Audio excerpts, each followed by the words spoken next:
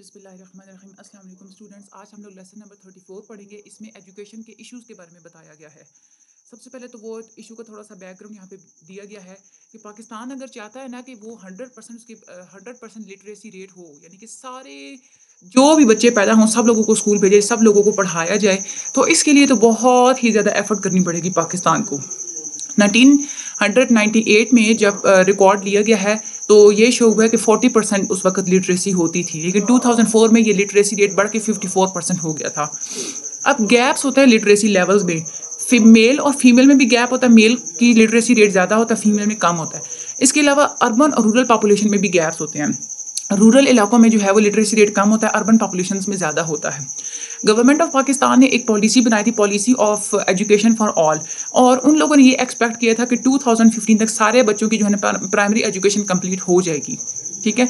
और दूसरा उन लोगों का क्लेम ये था कि जो जेंडर डिस्पैरिटी होती है ना एजुकेशन में, वो भी एलिमिनेट हो जाएगी 2005। यानी कि जेंडर डिस्पैरिटी होती है कि हमारी सोसाइटी में जैसे लड़कियों को कम पढ़ाया जाता है और लड़कों को ज़्यादा पढ़ाया जाता है, तो ये एक जेंडर डिस्पैरिटी हो जाती है। ठीक है। उसके अलावा जो है गवर्नमेंट ने बहुत ज़्यादा एफर्ट की है कि हमारी जो लिटरेसी रेट बढ़ जाए। इस एफर्ट के लिए उन्होंने एक तो प्राइमरी स्कूल्स बहुत ज़्यादा बनाए हैं, दूसरा नंबर ऑफ़ टीचर्स को भी उन लोगों ने जो है वो इन्हांस किया है। उसके बाद जो स्कूल इनरोलमेंट है उसको भी जो है वो भी इंक्रीज़ तो हुई है। ठीक है। यानी कि बच्चे स्कूल में दाखिल भी ज़्यादा हुए हैं एज़ कम्पेयर टू बिफोर, लेकिन इसके बावजूद भी जो नॉन लिटरेट्स हैं, यानी कि जो अनपढ़ हैं, उनमें भी जो है वो दिन ब दिन इजाफा होता चला जा रहा है। 22 मिलियन इलिटरेट्स थे 1961 में, लेकिन 1969 में लेकिन 2004 में 69 मिलियन रिकॉर्ड किए गए हैं। आप कितना बड़ा गैप यहाँ पे जो एक्सपीरियंस कर सकते हैं। दूसरा प्राइवेट सेक्टर में जो है वो जैसे जो प्राइवेट जो कॉर्पोरेशंस होती हैं, ऑर्गेनाइजेशंस होती हैं, उसके बाद पब्लिक प्राइवेट पार्टनरशिप्स की बेस पे जो ऑर्गेनाइजेशंस होती हैं, नॉन गवर्नमेंट ऑर्गेनाइजेशंस होती हैं, यानी कि एनजीओस होती हैं, उन लोगों ने बहुत ज़्यादा एफर्ट्स की हैं इलिटरेसी को कम करने की, लेकिन उन लोगों की अचीवमेंट्स जो है वो ज़्यादा कामयाबी लोगों को हासिल नहीं हुई। इसके पीछे जो है ना वो दो फैक्टर्स हैं। ठीक है। एक तो ये होता है कि पॉपुलेशन दिन ब दिन बढ़ती चली जा रही है। अब जैसे जैसे पॉपुलेशन बढ़ती चली जा रही है, ठीक है, अब ज़्यादा बच्चे अगर स्कूल में लिटरेसी रेट भी बढ़ता चला जा रहा है, तो वो इलिटरेट जो है वो भी तो मल्टीप्लाई होते चले जा रहे हैं। दूसरा जो फैक्टर है अवेलेबिलिटी ऑफ रिसोर्सेज भी डिपेंड करता है। जिन लोगों के पास ज़्यादा रिसोर्सेज होते हैं वो तो बच्चों को पढ़ाते हैं, लेकिन जिन लोगों के पास ज़्यादा रिसोर्सेज नहीं होते वो नहीं पढ़ाते। उसके बाद एजुकेशन की पॉलिटिक्स, यानी कि मुख्तलिफ लोग एजुकेशन को मुख्तलिफ जावियों में देखते हैं। उसके अलावा जो policy of education for all है, इसने बहुत सारे जो है ना नंबर ऑफ इश्यूज़ को जो है वो कंसिडर किया है। अब वो इश्यूज़ कौन कौन से थे? सबसे पहला इशू तो था लो एनरोलमेंट, यानी कि बच्चों को बहुत कम बच्चों को स्कूल में दाखिल कराया जाता है। ठीक है। ये एस्टिमेट लगाया गया है कि जो बच्चों की जो स्कूल जाने की उम्र होती है ना, जितने भी बच्चे हमारे पाकिस्तान में होती हैं जिनकी स्कूल गोइंग एज होती है, उसमें से 50% सिर्फ स्कूल में 50% बच्चों को सिर्फ स्कूल में भेजा जाता है। अब उसके पीछे बहुत सारे रीज़न होते हैं। मेन रीज़न तो है पॉवर्टी का, यानी कि गुर्बत का। गरीब लोग अफोर्ड नहीं कर पाते ना स्कूल की फ़ीस को। अगर गवर्नमेंट फ्री जो है एजुकेशन प्रोवाइड करती भी है, उसके बावजूद भी बहुत सारे खर्चे होते हैं। यूनिफॉर्म का खर्चा हो गया, स्टेशनरी का, खाने पीने का खर्चा हो गया, दूसरे जो स्कूल मुख्तलिफ किस्म के फ़ंड्स लेते हैं, वो सारे खर्चे इसमें आ जाते हैं। इन सारे खर्चों के अलावा एक अपॉर्चुनिटी कॉस्ट भी पेरेंट्स देखते हैं। अपॉर्चुनिटी कॉस्ट का मतलब होता है अगर आप लोगों के पास दो वेज हों, ठीक है, आप एक काम करना चाह रहे हैं, लेकिन आपको उसके बदले में दूसरा जो काम है वो ज़्यादा बेनिफिशियल, ज़्यादा यूज़फुल नज़र आ रहा है, तो आप उस दूसरे काम की तरफ जाएंगे। अब पेरेंट्स क्या करते हैं, वो बच्चों को पहले स्कूल भेजने पर राज़ी तो हो जाते हैं। ठीक है। फिर वो ये सोचते हैं हम लोग जो बच्चे को स्कूल भेज रहे हैं तो बच्चा को ना कोई काम ही कर ले तो चार पैसे ही घर आ जाएंगे, तो वो बच्चे को जो है ना मज़ीद जो है वो नहीं पढ़ाते। दूसरी जो एक ये सोच होती है कि जो बच्चे जो वर्किंग बच्चे होते हैं ना, यानी कि जो मुख्तलिफ जगहों पे जो है वो काम करके पैसे ला के अपनी माँ बाप को देते हैं, वो माँ बाप कभी भी राज़ी नहीं होते कि वो अपने बच्चों को स्कूल भेजें, क्योंकि उन लोगों को वो जो इनकम बच्चों से आ रही होती है उसके लॉस होने का उन लोगों को ख़तरा होता है, जो कि उन लोगों के सर्वाइवल के लिए ज़रूरी होता है। ये एक बहुत बिग इशू होता है। पेरेंट्स जो है ना वो बहुत ज़्यादा इस बारे में रैशनल होते हैं, यानी कि इस बारे में सोचते हैं कि हमें किस चीज़ में ज़्यादा फ़ायदा है। दूसरे जो इशू होता है वो हमारा होता है हाई ड्रॉप आउट। बहुत सारे पेरेंट्स होते हैं वो बच्चों को स्कूल में दाखिल कराने पे तो राज़ी हो जाते हैं, लेकिन ये एस्टीमेट लगाया गया है कि जो प्राइमरी स्टेज की जो स्कूलिंग होती है यानी कि 5th क्लास तक, वो कंप्लीट होने से पहले 50% बच्चे जो है वो स्कूल से ड्रॉप आउट कर जाते हैं, यानी कि स्कूल से उन लोगों को निकलवा लिया जाता है। इसके पीछे बहुत सारे फैक्ट्स जो है वो फैक्टर्स होते हैं। एक तो ये हो सकता है कि बच्चा जो है वो खुद फन महसूस नहीं कर रहा स्कूल में, वो खुद स्कूल में पढ़ना नहीं चाह रहा। दूसरा होता है कि क्लास स्टिमुलेशन, यानी कि मिडिल फैमिलीज के बच्चों को ज़्यादा इज्जत की निगाह से देखा जाता है, उन लोगों को ज़्यादा जो है वो बेटर ट्रीट किया जाता है as compare to lower middle class and the lower class. उसके बाद टीचर्स जो मुख्तलिफ किस्म की सजाएं देती हैं बच्चों को, बच्चे उस डर से भी स्कूल छोड़ देते हैं। टीचर जो डिस्क्रिमिनेट करती है गर्ल्स और बॉयज़ में, उस वजह से भी जो है बच्चे स्कूल छोड़ देते हैं। हेल्थ की बहुत सारे इश्यूज हो सकते हैं। उसके अलावा जो पेरेंट्स की जो डिमांड्स होती हैं कि हमारा बच्चा कमाए, इसकी वजह से भी जो है वो स्कूल से बच्चों को निकलवा लेते हैं। तो ये बहुत सारे फैक्टर्स होते हैं, और ये स्कूल इन्वायरमेंट के साथ इन लोगों का इन सारे फैक्टर्स का एक बहुत ज़्यादा गहरा ताल्लुक होता है। बच्चे जो होते हैं वो लेस अट्रैक्शन महसूस करते हैं स्कूल में, जो कि लोअर क्लास से ताल्लुक रखते हैं, क्योंकि वहाँ पे वो देखते हैं कि क्योंकि वो मुख्तलिफ बैकग्राउंड से आते हैं, इतने ज़्यादा वो अच्छे देखने में इतने अच्छे भी वो नज़र नहीं आते, उनके पास कपड़े पहनने के लिए इतने ज़्यादा वेल ऑफ नहीं होते। तो वो क्या करते हैं, वो बेचारे बहुत एहसास कमतरी का शिकार हो जाते हैं, स्ट्रेस का शिकार हो जाते हैं, जिसकी वजह से वो स्कूल में मजीद पढ़ने का उन लोगों को कोई इरादा ही नहीं होता।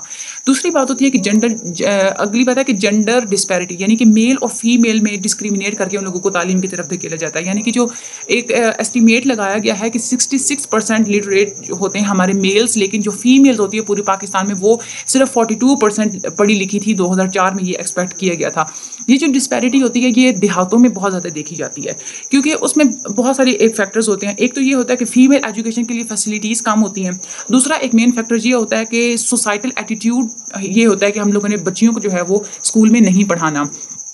एक और इशू जो है वो एजुकेशन के साथ, वो एजुकेशन के सेक्टर में इनइक्वालिटीज़ देखने में मिलती हैं। ठीक है, जेंडर इनइक्वालिटीज़ होती हैं, मेल और फीमेल के दरमियान बहुत ज़्यादा डिस्क्रिमिनेशन की जाती है। रूरल अर्बन इनइक्वालिटीज़ होती हैं देहात में, और उसके बाद शहर के में जो स्कूल सिस्टम्स भी होते हैं उन लोगों में ज़मीन आसमान का फ़र्क होता है। पब्लिक स्कूल्स आप लोग देखें, वो उसमें मिडिल क्लास के बच्चे आते हैं, उन लोगों का माहौल और तरह से होता है। प्राइवेट स्कूल्स देखें, वहाँ पे इलीट क्लास के बच्चे होते हैं, वहाँ पे माहौल और तरह से होता है। उसके अलावा मीडियम ऑफ इंस्ट्रक्शन आप लोगों को किस अंदाज में कैसे पढ़ाया जाता है वो भी डिपेंड करता है, उसमें भी बहुत ज़्यादा इनइक्वालिटीज़ होती है। यानी कि ओवरऑल जहाँ पे भी देखा जाए पूरे पाकिस्तान में ये सारा सिस्टम सेम नहीं है। रूरल में और है, अर्बन में और है, पब्लिक में और है, प्राइवेट में और है।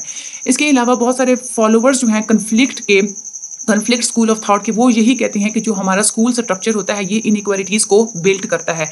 इनइक्वालिटीज़ के बिल्ड करने में बहुत ज़्यादा हाथ स्कूल स्ट्रक्चर का होता है। ये स्कूल स्ट्रक्चर हमारी इनइक्वालिटीज़ को क्रिएट करते हैं, फिर उसको सोसाइटी में री इन्फोर्स भी करते हैं, और फिर उसको परपिचुएट भी करते हैं, यानी कि ज़्यादा इंक्रीज़ भी करते हैं। अगला जो इशू है एजुकेशन के हिसाब से वो हमारे लो बजटरी एलोकेशंस। सबसे पहली तो बात ये होती है कि हमारी जो गवर्नमेंट होती है वो बाकी सारे सेक्टर्स में ज़्यादा बजट जो है वो देती है, लेकिन एजुकेशन सेक्टर के लिए बजट बहुत कम अलॉट किया जाता है। ठीक है, एक ये बहुत बड़ा एक इशू होता है। वो जो बजट जो कम अलॉट किया जाता है ना, उसमें भी आगे से बहुत सारी कंडीशंस होती हैं। एक तो ये होती है कि जो बजट अलॉट किया जाता है एडमिनिस्ट्रेटिव, यानी कि उसको एडमिनिस्ट्रेट कैसे कीजिए, उसको जो है वो इम्प्लीमेंट करने में बहुत सारी मुश्किलात होती हैं। एक तो ये होता है कि वो फंड्स जो है वो देर से पहुंचते हैं। ठीक है, अव्वल तो कुछ ऐसे फंड्स होते हैं जो रास्ते में गायब हो जाते हैं, अभी वो तो पहुंचते नहीं है ना स्कूल्स तक। कुछ ऐसे होते हैं कि जो फंड्स स्कूल तक तो पहुंचते हैं लेकिन बहुत लेट पहुंचते हैं, और फिर वो जब लेट पहुंचते भी हैं तो वो जो स्कूल की बड़े जो इंतजामिया होती है वो उन फंड्स को खा जाती है। इसकी वजह से हमारे स्कूल की क्वांटिटी भी नेगेटिव इम्पैक्ट्स होते हैं और क्वालिटी पे भी नेगेटिव इम्पैक्ट्स होते हैं। उसके अलावा क्या होता है कि हमारे अपने एजुकेशन सेक्टर को, अगर पूरे एजुकेशन सेक्टर को देखा जाए, प्राइमरी स्कूल्स, उसके बाद हायर जो कॉलेजेस होते हैं, यूनिवर्सिटीज़ को, सबको देखा जाए ना, तो उसमें हमारी जो कॉलेज और यूनिवर्सिटीज़ होती हैं वो पहले ही हुकूमत ने बहुत कम बजट दिया एजुकेशन को। जितना बजट उन्होंने दिया हो तो उसमें से ज़्यादा हिस्सा कॉलेज और यूनिवर्सिटीज़ पे लगा दिया जाता है। लोअर लेवल पे यानी कि प्राइमरी लेवल पे बहुत ज़्यादा कम लगाया जाता है। लेकिन अब आप देखें ना, हमारे जो पुअर सेक्शन होती है ना पॉपुलेशन को, वो सिर्फ लोअर लेवल तक आते हैं, वो हायर लेवल तक बहुत कम होते हैं जो पहुंच पाते हैं। तो इस सारे सिनेरियो को अगर देखा जाए ना, तो इस बात से ये साबित होता है कि जो हमारा जो बजट होता है वो हमेशा बेटर ऑफ, यानी कि जो वेल ऑफ सोसाइटीज़ के जो मेंबर्स होते हैं उन लोगों के ही ऊपर जो है वो खर्च किया जाता है। तो ये इनइक्वालिटीज़ को जो है परपिचुएट करते हैं। दूसरा हमारा होता है स्टैंडर्ड ऑफ पैडागोगी का मतलब होता है कि देखें हमारी जो क्वालिटी ऑफ टीचर्स है ना, वो डिपेंड्स जो क्वालिटी ऑफ एजुकेशन होती है ना, वो डिपेंड करती है कि आप लोगों की टीचर्स की क्वालिटी कैसी है। पाकिस्तानी स्कूल्स में अगर देखा जाए ना, तो प्राइमरी स्कूल्स में टीचर्स जो रखे जाते हैं बहुत ज़्यादा उन लोगों की लो क्वालिफिकेशन होती है, उन लोगों को बहुत लेस पे किया जाता है। ठीक है, और ज़्यादातर जो फोकस होता है ना वो बस अब वो जो टीचर्स होते हैं वो फोकस करते हैं लर्निंग पे, जस्ट उन्होंने पढ़ाना होता है, पढ़ाने के पैसे देने होते हैं, लेकिन वो किसी भी चिल्ड्रन की डेवलपमेंट पे फोकस नहीं करते। डेवलपमेंट सिर्फ लर्निंग से नहीं आती, वो टीचर को थोड़ा मेहनत करना पड़ती है, टीचर स्टूडेंट्स को गाइड करना पड़ता है, मोटिवेट करना पड़ता है। लेकिन वो जो लो क्वालिफिकेशन के टीचर्स होते हैं वो जस्ट अलिफ बे पढ़ा के साइड पे हो जाते हैं। उसके बाद एक ऑथोरिटेरियन अप्रोच होती है, वो भी कंपेन। ऑथोरिटेरियन अप्रोच का मतलब होता है कि जो टीचर्स होती है ना वो अपना जो है वो रोब जमाती है, अपनी अथॉरिटी की वजह से जो है वो सजाएं देती हैं, जिसकी वजह से जो स्टूडेंट्स होते हैं वो बेचारे दहशत का शिकार हो जाते हैं। उन लोगों को एक डर और खौफ महसूस होता है स्कूल के नाम से भी। जो पुअर फैमिलीज के बच्चे होते हैं वो ज़्यादा इस चीज़ को महसूस करते हैं, जिसकी वजह से वो फिर स्कूल जो है वो छोड़ देते हैं। पॉलिसी इस बारे में चेंज तो की गई है, प्राइमरी स्कूल की जो है वो टीचर्स को भी अपग्रेड किया जाने लगा है। अब तो क्वालिफिकेशन इसकी ज़्यादा होती है, वही जो है वो रखे जाने लगे हैं। इसके बहुत पॉजिटिव इम्पैक्ट्स होते हैं स्कूल की क्लास इन्वायरमेंट पे। दूसरा अगला जो फैक्टर है हमारा इशू जो है वो इन्वायरमेंट में, वो है पुअर स्कूल इन्वायरमेंट। यानी कि बहुत सारे हमारे जो है ना नंबर ऑफ स्कूल्स ऐसे हैं जहाँ पे फैसिलिटीज़ बहुत कम है, वहाँ पे ऑर्गेनाइजेशन, वहाँ पे एक मुनज़्ज़म जो है ना निज़ाम वहाँ पे बहुत बुरा होता है। अब फैसिलिटीज़ में बहुत सारी टीचर्स आ जाती हैं, बहुत सारी जो है ना वो चीज़ें आ जाती हैं, अवेलेबिलिटी ऑफ टीचर, उसके बाद पूरी जो एक इंफ्रास्ट्रक्चर होता है ना एक स्कूल का, वो फैसिलिटीज़ में शामिल होता है। अच्छी बिल्डिंग का होना, उसके बाद क्लासरूम रिक्वायरमेंट्स का होना, ये सारी फैसिलिटीज़ में आ जाती हैं। सर्वे के मुताबिक गवर्नमेंट ने जो सर्वे किया उसमें ये बताया गया है कि सिंध में 14,000 स्कूल ऐसे हैं जहाँ पे कोई बिल्डिंग ही नहीं है, वहाँ पे बस खुले आसमान तले बच्चों को बिठा के और पढ़ाया जाता है। 80% ऐसे स्कूल है जहाँ पे कोई बिजली नाम की कोई चीज़ नहीं है। 60% ऐसे स्कूल हैं जहाँ पे ना बाउंड्री वॉल है, ना ही वहाँ पे अच्छे पानी पीने की जो है ना वो सहूलत मुयसर है। 57% ऐसे स्कूल जहाँ पे टॉयलेट नहीं है। ठीक है, तो जो स्टूडेंट्स जो होते हैं, जहाँ जाहिर सी बात है कोई बिल्डिंग ही नहीं है, तो उन लोगों को खुले आसमान तले पढ़ाया जा रहा है। अब बारिश से बचने के लिए, सर्दी से बचने के लिए उन लोगों के पास एक ही चांस होता है, एक ही चॉइस होती है कि वो स्कूल से निकल जाएं।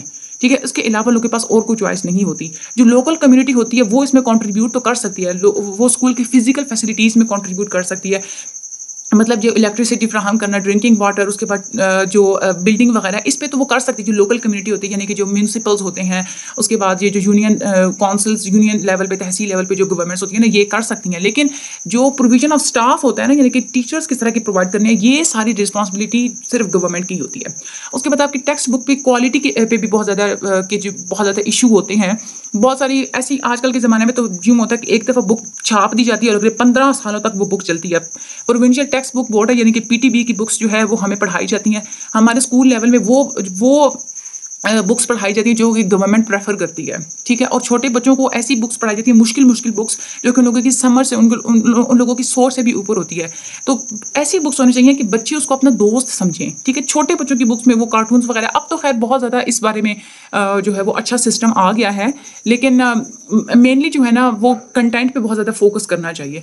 दूसरा जो है क्वालिटी ऑफ करिकुला, यानी कि आपकी करिकुलम की जो क्वालिटी, एक वो जो गोल सेट कर दिया जाता है ना, वो उसको भी अपडेट करने की ज़रूरत होती है। ठीक है, एक्सपर्ट्स बहुत ज़्यादा क्रिटिसाइज़ किया है कि आउटडेटेड करिकुला जो है वो अपने सारे सिस्टम के अंदर जो है वो डाल के तो हम लोग नहीं ना रख सकते फॉर अ लॉन्ग टाइम। तो देयरफॉर सारे हमारे एजुकेशन के करिकुलम की जो है ना वो एक क्वालिटी बेहतर करने की बहुत ज़्यादा ज़रूरत है।